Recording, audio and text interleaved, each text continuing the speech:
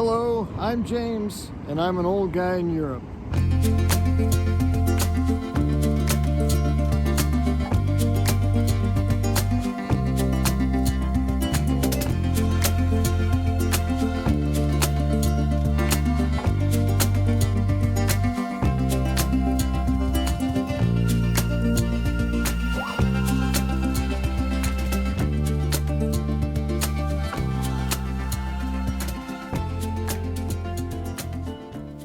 Hello, and welcome to another episode of An Old Guy in Europe.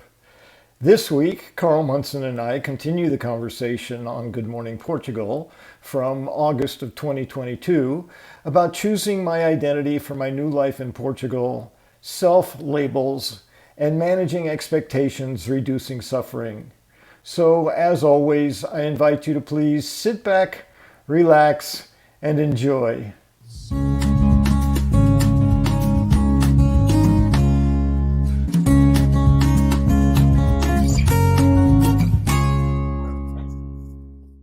That was a slick intro, wasn't it? And who doesn't like a slick intro first thing in the morning? How are you? Bom dia, como estás? Tudo bem? Tudo bem, contigo? Sim. Should we keep going around in that circle? Muito calor. Isto é muito calor. Huh? Muito calor? We got to that moment, didn't we? We got to the Portuguese panic, but we've said hello and how are you in Portuguese, which is a great start. We'll keep working on that, James. How are you? How was your weekend, my friend? Fantástico. Obrigado. Okay. Did you have noisy neighbours? Because in sharing my predicament at the end of last week, you have a performance from your neighbours every weekend. Is that right? Well, as soon as I mentioned it, they went away. So maybe we can attribute that to good, positive, send them on a fun journey somewhere else. Yes. But they weren't around this weekend. It was noticeably absent and welcomed. Oh, very good. And it's not that I don't like the music. It's just constant, the same music all day long, and you can't get away from it because it's just infiltrating the entire neighborhood. That's my issue. It's not the kind of music, because I like all kinds of music. It's just constant, persistent, never changing, same genre. Stop. Yes, I understand. And not having any choice is a little bit difficult, isn't it? But it is incredible, the Portuguese people's resilience in such situations of being able to almost tune it out. You live with Portuguese people. What's their response to it? They are much more animated about their hatred of it than I am. Oh, really? But they the local police know Louisa personally because she calls them when those people are too loud, and she calls them again and again and again and again. And I think that's a part of what's made it calm down. At least it got the music off at 10 at night. Used to go on, and then all of a sudden at 10, it just went off. So I think they got tired of being fined or threatened or whatever was going on. And from what Louisa tells me, the other neighbors don't care for it either. So she's not the only one complaining. And I think perhaps a team effort over time with the inclusion of the local police got them to calm down. We'll see. We'll see what happens next weekend about that. What have you been thinking about, James? Well, a little review almost always. We were talking about identity, self-identity. One thing I wanted to clarify is that my name is James. That's my birth name. It was on my birth certificate. So it's not like I just chose a completely random name from Jim to James. I just took the formal way of saying it, just so that's clear.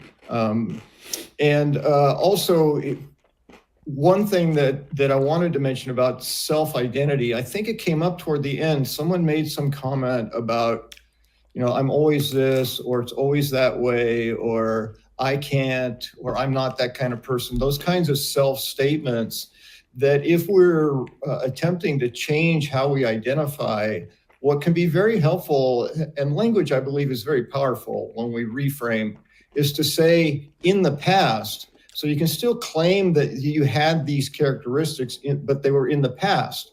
So Yes. instead of I always forget things, you can say in the past I forgot things. Right, because Yes. I'm creating a new me, and like James doesn't do that anymore. It's like in the past I did those things, or in the past I struggled with such and such, or in the past everybody expected me to be a certain way. So you can Yep. put that behind you and carry forward with the identity that you're choosing for yourself in a conscious manner. Obviously, I this like all it. requires that noticing. You have to notice that this is going on. And Yes. that gym talk I talked about, it's like, okay, no, that's in the past. That's what Yes. that's what, I see you're doing two things there. You are creating a space for something new to happen, and drawing a line, aren't you? And creating distance is very good, isn't it? To not identify with, to put a space between yourself. And that's how we work with objects, isn't it? You are not the chair, because there it is over on the other side of the room, and you're looking yes. at it. You are not identified with the chair, but we're perhaps not so smart when it comes to our behaviour. We're sometimes fully Right. identified with it, and we needn't be. Well, and in psychotherapy, there's a lot of labeling in the diagnosing, and I don't diagnose. So, because I don't think anyone's broken or needs to be fixed. So I don't use that. Sorry, that needed a round of applause. Nobody is broken and nobody needs to be fixed. Well said, sir. Right. And I finish that with, and even if you did need to be fixed, I'm not the one who could do it. You're the only one who can fix yourself if there is indeed something broken. So it's just not that. So what was it about another train of thought pulled out of the station? So it had something to do with identification. Oh, mentioning that distance. It's like I'm not depressed. I have depression. Yeah. Two very distinct things. I'm not whatever the diagnosis might be, but I have that thing. So it's more like I have a cold. It can go away. It can be healed. It can be changed. It will be altered. It's not a permanent state, and it's not a part of my identity. It's just something I have. So I approach it from that perspective in my work. I don't know how helpful that is, but for me, reframing is a powerful thing. It changes how we perceive things. So. Yes, very, very good. No, loving it this morning, which leads then to the question, what exactly are we? If we're not X, Y, and Z, then what are we? Are we just the viewer of this masquerade that is in front of us? Should we get into that right now, I wonder? That's a millennia old conversation. And the best definition that worked for me actually came from one of the founders of Challenge Day. She was back in middle school. She was asked to deliver a speech addressing who am I? And it's like, okay, that's an easy subject for a 12 or 13-year-old to wrestle. And she came up with, I am who I say I am, and have the strength and will to step into. Ooh, and I thought, man, I am who I say I am, and have the courage and strength to step into being, or to create into being. We are who we say we are. We're self-defining. Indeed. That's a very nice way of putting it, because often with the philosophers and the spiritual types and the people who ponder these matters, and as you say, have done for millennia, it can be a little bit abstracted, can't it? And it can be a little bit too much over there, rather than the way that teenager has owned it. We are meaning-making machines, aren't we? Clearly, we do it every Monday at the very least. And we can own what we want to be and endeavor to be it, which is a little bit more active and exciting than just saying, I am a mere observer of the pantomime of life, or something like that, which sounds about right, but it doesn't really suggest much involvement or skin in the game, does it? Well, it doesn't address my character. What makes me unique from other people while still connected to everything? Like, what is that? And who am I is a part of that. So my character, how I show up, how I behave, is all a part of who I am too, not just how I observe the world around me. Yeah.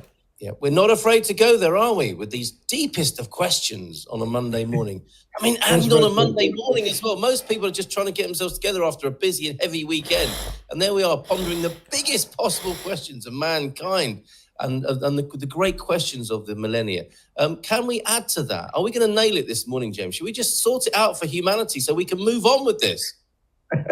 Well, I was going to talk a little more about attachment because we talked about that a bit last week, and that attachment is the source of suffering. So that consistent with I think that the issue came up around the music and whether we like it or not, and the persistence of it, all that stuff, and the suffering. And I will own the fact that I suffer in it because I'm not willing to let it go. If I could just let it go and say, hey, it is what it is, and it'll be done whenever it's done, and I don't have to be having this emotional reaction to it, then I don't suffer. So I was both in pain and suffering as a result of my willingness not to let it go.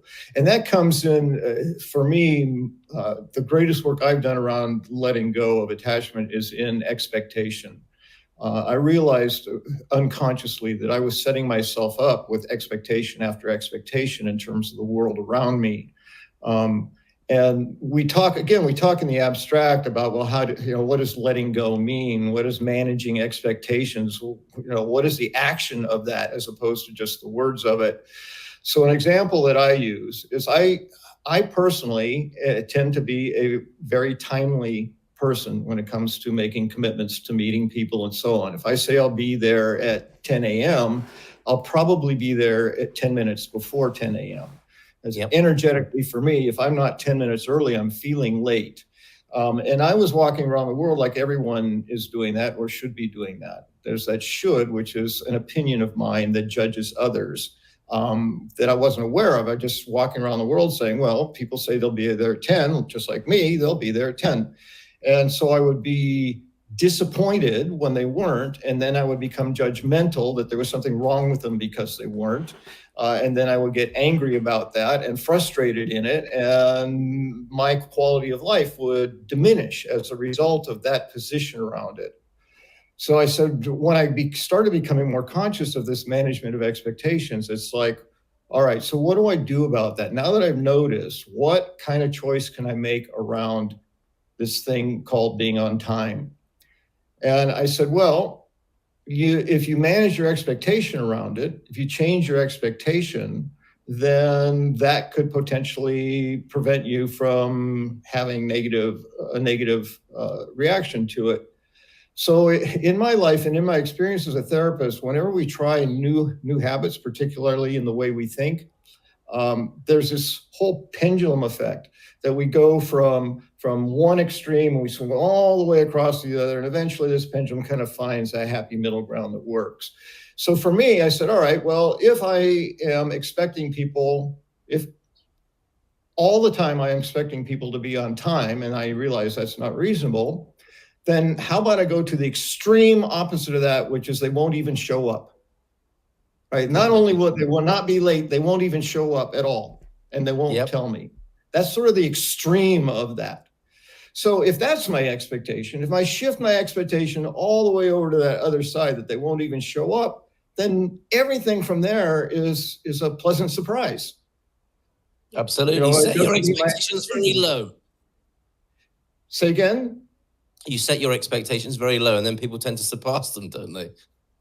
Yeah, well, and then maybe they start not showing up. I don't know. But at least if I'm there, if I expect them not to show up, I'm not disappointed, even if they don't. And you know what? I saw something recently where somebody had said, I need to stop expecting others to be me. And I didn't really understand it. And that's what you're talking about, isn't it? If you expect other people to be you and have the same standards, you will be disappointed in this life of ours, won't you? Yeah, well, it goes along with many things around managing expectations, and that was it. I was expecting, and I've mentioned this before, the world to accommodate me the way I do, that people will be on time, that people will do what they say, that people, like this is the way, because that's how I am, right, for the most part. And when I started doing the work, being conscious of it, I realized that was a pretty certain path to being to suffering constantly, because yes, well spotted, sir. the world is not going to accommodate me, and I'll be far more successful if I make an effort to accommodate the world. So yes. if my observation is that most people are not on time, then, and I change my expectation to, okay, they'll get here when they get here. That's somewhere toward the middle of it, and no upset in it. Then I'm going to suffer a whole lot less, because generally they do show up, and generally it's only 10 minutes late. And I've accepted that I would rather be there early and wait 20 minutes without being in a hurry and all, agitated and anxious, than get there right spot on, or for me in my life, even worse, 10 minutes late. I have actually tried to be late for people that are consistently late in my life, and I can't do it. I just haven't been able to. I said, all right, I'll leave later than I usually leave. I'll take my time. I won't worry about it. I'll find a nice parking space close to where I want to go. And I'm still usually there before they are. So, James, I'm thinking this couldn't be quite difficult in Portuguese culture. It's 2 minutes past 9 and we need to get Gilda on. Let's carry on this conversation in just a moment. Yes, exactly. Where we are going on about, we're always on time, us, and we're keeping Gilda waiting. I can't believe the irony of this situation. I am me. The world is not me. I am what I am, and I accept both me and the world as we are. Helena, Sunflower, my goodness. James delivering gold today. Bummed I missed this while away, but I'm not. You can watch them all on replay. Me and James do. Thanks, you legend, James, this morning. So if you could give us the Will Rogers quote very quickly, and then we'll go straight into Gilda's theme. Do you remember it off the top of your head? Probably not. No, I don't. I don't have. Will I find it? I'll find it. There you go, my friend.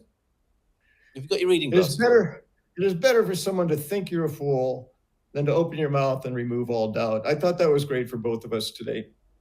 How very dare you. It's Gilda P on GMP every Monday morning.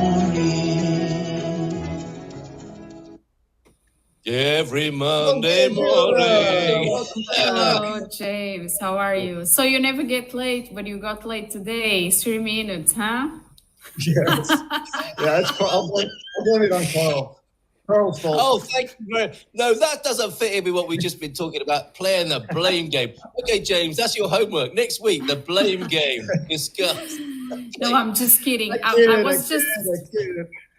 I was just imagine that how hard must it have been for you to get to Portugal where everyone is late. Yes. Absolutely. And you see you get the opportunity to witness the conscious change, because now I'm just laid back. That's more like I am. I mean, I still show up on time, but I'm not in a rush. I'll stand back and watch the guy look at 35 different cheeses to choose one to fill his cart with. It's like in the store. Not bitter at all. Not bitter at all. No, that's not. It's just, I'm just making an observation. That's, to me, it's like my language acquisition. Notice I'm improving. Yes, that's better me than I used to be. That's the me I choose to be, not the one who's like critical and judgmental and, oh, they're making me late or they're late. Nah. Look at this. People are setting themselves up this morning. You late. I am the same guy, always early. Person I get most annoyed with is my wife, because she's not that guy. No, she is your wife, not that guy. I'm just glad she's not a guy. I'm more grateful now. You've given him skills. You've given him a new life skill that's going to improve his marriage by the sound of it there. Love the reframe. 10 a.m. If it's 10 a.m., it's 10 a.m. No, I'm not happy about this here. Carl is always tardy. This is what happens, isn't it? It's not true. I'm not always tardy. I'm occasionally tardy, but then this can happen, can't it? People start judging you harshly in this way. Okay, we've got the questions coming in for migration on migration.